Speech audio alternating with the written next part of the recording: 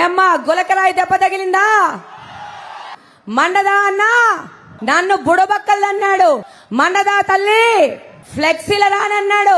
ఏమన్నా మీకందరికి మండదా? ఈరోజు మీ అందరికీ తెలుసు నారా చంద్రబాబు నాయుడు గారంటే ఎవరంటే అభివృద్ధి, భరోసా, అభివృద్ధికి బ్రాండ్ అంబాసిడర్, ఉత్తమ ఆర్థిక విధానాలతో ఉత్తమ పరిపాలన అందించడమే ఉత్తమ రాజకీయమని నమ్మిన భారతీయ రాజకీయ నాయకుల్లో మొట్టమొదటి వ్యక్తి మన Nara Chandrababu Naidu garu. Vision, leadership, CEO of Andhra Pradesh, big boss అంటే మన సీఎం నారా చంద్రబాబు నాయుడు గారు. ఈరోజు కడప నియోజకవర్గానికి గాని కడప జిల్లాకు గాని 14 నుంచి 19 వరకు ఎంతో సేవ చేశారు. 480 కోట్ల గండికోట జలాలని కృష్ణా జలాలను తీసుకొచ్చారు. బుగ్గవంక 2001లో పొంగగా బాబు గారు దాని ఆధునీకరణకి నిధులు మంజూరు చేశారు గాని ఇక్కడున్న నాయకులు దాన్ని విస్మరించినారు. మళ్ళీ 2014లో ముఖ్యమంత్రి అయినాక బ్రిడ్జీలు, ప్రొటెక్షన్ వాల్స్, అప్రోచ్ రోడ్లు నిర్మించారు. అది మీ అందరికీ తెలుసు.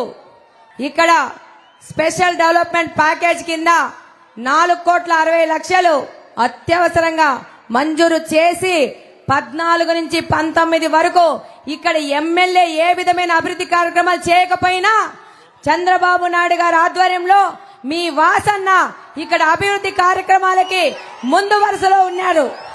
రాష్ట్రం విడిపోయాక ముస్లిం సోదరుల కోసం హజ్ హౌస్ నిర్మించినారు.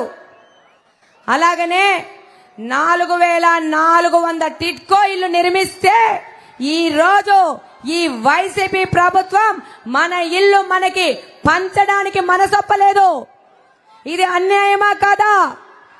ఫాతిమా కాలేజీలో సమస్య వస్తే 50 మంది విద్యార్థులకు 25 కోట్లు నిధులు మంజూరు చేసి సొంత తండ్రిలా వాళ్ళకి వేరే కాలేజీల్లో అడ్మిషన్ ఇప్పించి వాళ్ళ భవిష్యత్తును కాపాడిన మన రాష్ట్ర మంత్రి, మన తండ్రి సమానులు నారా చంద్రబాబు నాయుడు గారు.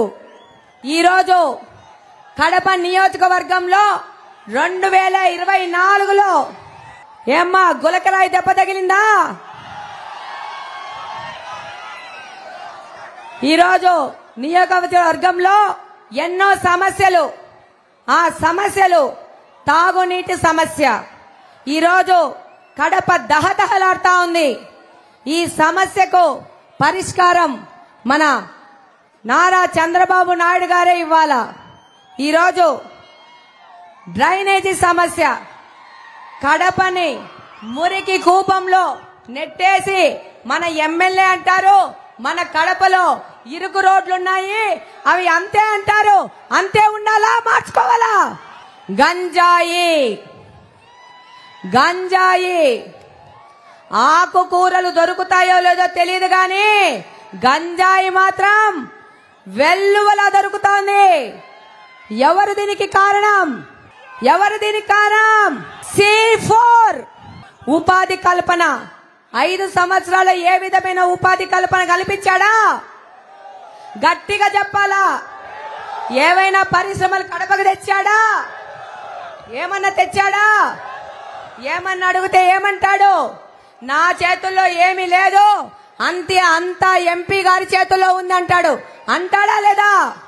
రిమ్స్ హాస్పిటల్ ని క్యాన్సర్ విభాగాన్ని ఏర్పాటు చేస్తానని హడావిడిగా ఎన్నికల డ్రామా ఎత్తినారు. ఈ రోజు మనం హాస్పిటల్లో చేరడానికి పోతే మనల్ని అడ్మిషన్ చేసుకునే వాళ్ళు లేరు. పొరపాటున అడ్మిట్ చేసుకుంటే మంచాలు లేవు, బండ మీద పండుకొని అడ్మిట్ అయితే సలైన్ ఎక్కించడానికి స్టాండులు లేవు. ఈ దానికి నారా చంద్రబాబు నాయుడు గారిని నేను ఈ సందర్భంగా విజ్ఞప్తి చేసుకుంటున్నాను.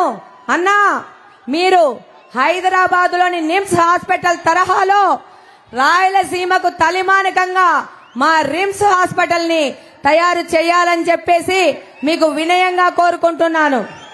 అలాగనే ఎమర్జెన్సీ కేసెస్ వస్తే రిమ్స్ మస్తు దూరమా కాదా? రాత్రుళ్ళు పోవాలంటే మనకు ఎంతో కష్టం. బలుగు బలహీన వర్గాలకైతే ఇంకా కష్టం. ఏం చేస్తున్నాం? ప్రైవేట్ హాస్పిటల్స్కి వెళ్లి వేల డబ్బులు పోగొట్టుకుంటున్నాం. దీనికి పరిష్కారం ఏంటి?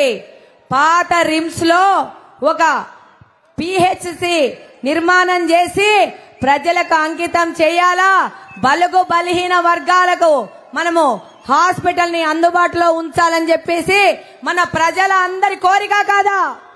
హౌసింగ్ జగనన్న ఇల్లు ఇచ్చినాడు. ఎక్కడిచ్చినాడు? కొండల్లో, తుప్పల్లో, అడవుల్లో మనుషులు ఉండే పరిస్థితి ఉందా? ఆడ రోడ్లున్నాయా? కరెంట్ ఉందా? నీళ్లున్నాయా? కాలువలున్నాయా? మనకెందుకు మరి ఆ జగనన్న ఇల్లు? మన అన్న నారా చంద్రబాబు నాయుడు గారు కడతారు టిట్కో ఇల్లు. రోడ్లతో, కరెంటుతో, కుళాయిలతో, మంచి పార్కులతో మనకి ఇల్లు కట్టిస్తాడు. ఆల్రెడీ కట్టి రెడీగా ఉన్నాయి. అధికారంలోకి రాగానే 3 నెలల్లో మీ ఇళ్ల తాళాలు మీకు ఇచ్చి మళ్ళా మీకోసము ఇల్లు కట్టే బాధ్యత తెలుగుదేశం పార్టీది. అలాగనే మైనారిటీ సంక్షేమం ఎవరు చేశారు? తెలుగుదేశం పార్టీ. దుల్హన్ పథకం, రంజాన్ తోఫా, మైనారిటీ కార్పొరేషన్, ఎన్ని పథకాలు ప్రకటించి మైనారిటీలకు చేశారంటే ఇమాం మౌజాంలకి గౌరవ వేతనం ఇచ్చినారు. పేద బలహీన వర్గాల ముస్లిం యువతలకు ఆర్థికంగా సాయపడ్డారు. ఈ రోజు కడపలో దేవుని కడపలో ట్యాంకు బండి నిర్మిస్తానని ప్రామిస్ చేసిన వాళ్ళు చక్కగా ఏసీ వేసుకొని నిద్రపోతున్నారు. ఎక్కడా మన ట్యాంకు బండి? ఎక్కడా? ఈ రోజు సింగపూర్ టౌన్ చేస్తా అన్నాడు. చేశాడా? మినిస్టర్ కాలనీ మాత్రం చేసుకున్నాడా లేదా? ఏమన్నా కడపలో ఎండలు మండుతున్నాయా? మన గుండెలు కూడా మండుతున్నాయా లేదా? మనకు తెలుసు గత కొన్ని నెలలుగా వైసీపీ ప్రజాప్రతినిధి చేస్తున్న మోసాలను ప్రశ్నిస్తూ రాజీ లేని పోరాటం చేస్తున్నాం. మండదా అన్నా? అధికార పక్ష నాయకుడు తన జేబులు నిండిపోవడానికి తప్ప జనాల కడుపు నింపడానికి ఆలోచించాయా? మండదా తల్లి? అభివృద్ధి కేర్ ఆఫ్ అడ్రస్ గా ఉండాల్సిన కడపను అవినీతి, అన్యాయం, అక్రమాల, కబ్జాల, గూండాగిరి, దౌర్జన్యాల కేర్ ఆఫ్ అడ్రస్ గా చేసినాడు. ఏమక్క మండదా?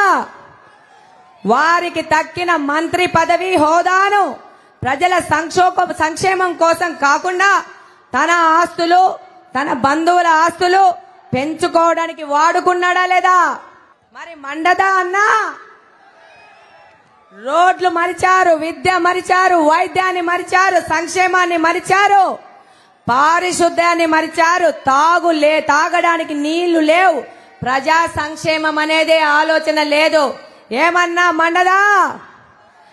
గంజాయితో కడపను ముంచెత్తారు.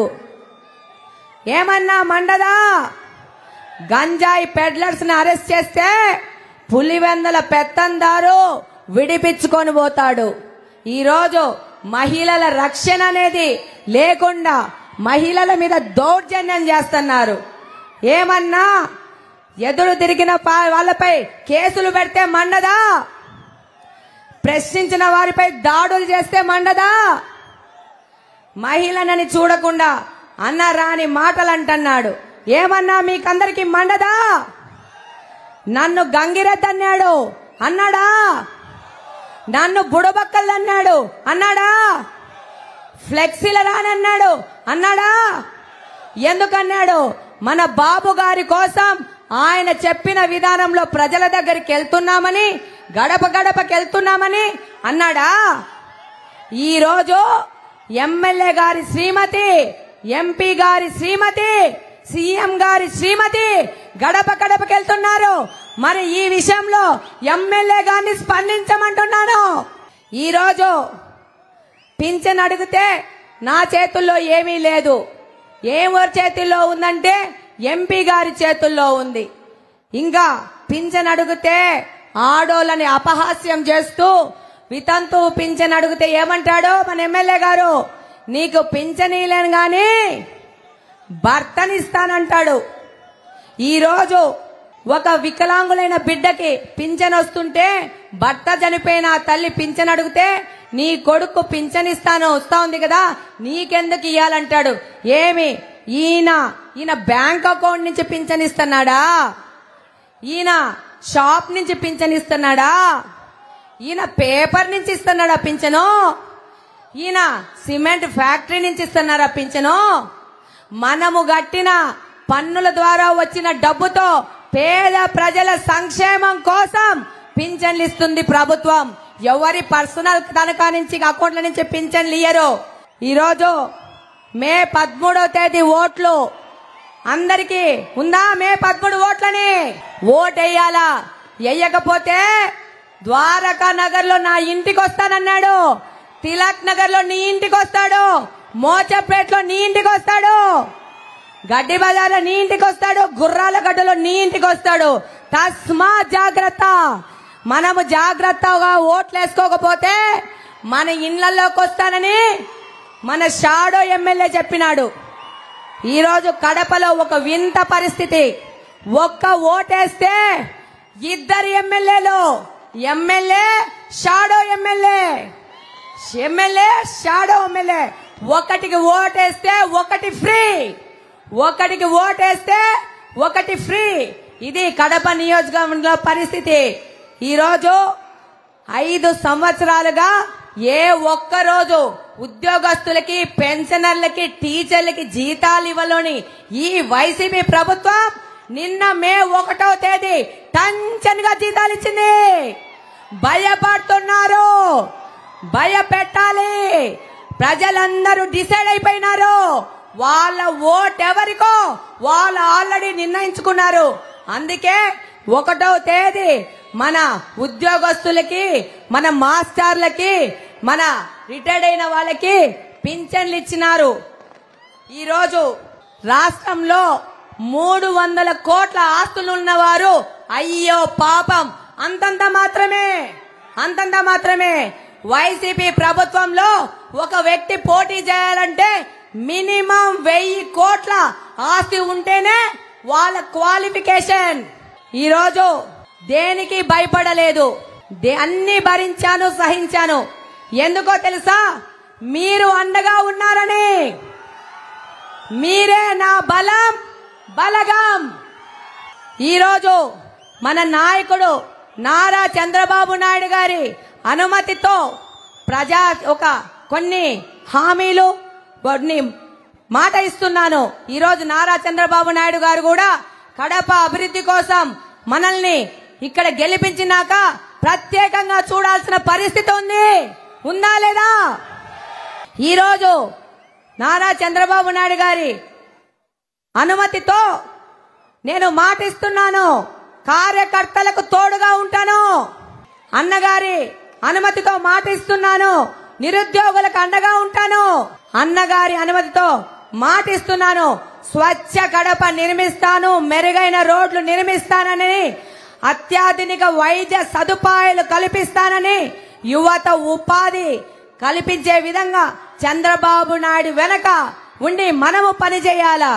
ఈరోజు మాటిస్తున్నాను, అన్నగారి అనుమతితో అన్ని వర్గాల మతాల సమగ్ర అభివృద్ధికి మనము కట్టుబడి ఉన్నాము. ఈరోజు అన్నగారి అనుమతితో మాటిస్తున్నాను, చిరు వ్యాపారులకు భరోసా కల్పిద్దాము, పేద బడుగు బలహీన వర్గాలకు ఆసరా కల్పిద్దాము.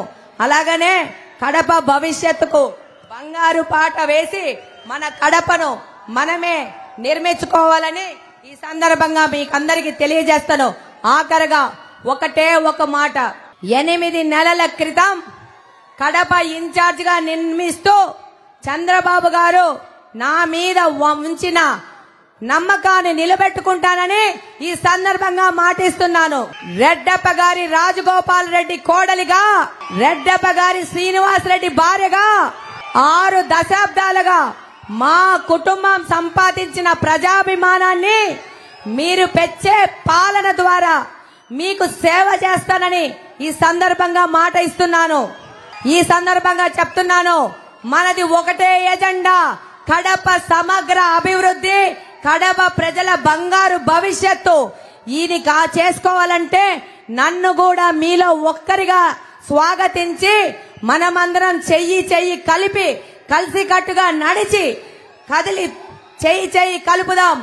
భారీ మెజారిటీతో కడపలో టీడీపీని గెలిపించుకొని చంద్రబాబు నాయుడు గారి ఆశీస్సులతో మీ అందరి సహకారంతో కడపలో ఘనమైన మార్పు తీసుకురావాలంటే మీ అందరి సహకారం అన్నిటికంటే ముఖ్యమైనది. అభివృద్ధి విజన్తో వస్తున్న సైకిల్ గుర్తుపై ఓటేసి గెలిపించాలని విజ్ఞప్తి చేస్తున్నాను. ఈ అవినీతి అరాచక పాలనను తరిమి కొట్టాల్సిన అవసరం ఏర్పడింది. మీరు తప్పకుండా మే 13వ తేదీ ఎంతో హుషారుగా ఓటేయాల్సిన అవసరం ఉంది. వేయకపోతే మీ ఇళ్లలోకి వస్తామంటున్నారు. మీరు ఏం పీకలేమంటున్నారు. నా ఇంటికి వస్తారు, మీ ఇంటికి వస్తారు. వాళ్ళకి ఆ అవకాశం ఇవ్వకూడదు. వాళ్ళని ఈ కడప నుంచి బహిష్కరించాల్సిన అవసరం ఉంది. ఇప్పుడు ఈ సభకు వచ్చిన ప్రతి ఒక్కరికి పేరు పేరున మరొక్కసారి ధన్యవాదాలు తెలుసుకుంటూ ఓట్ ఫర్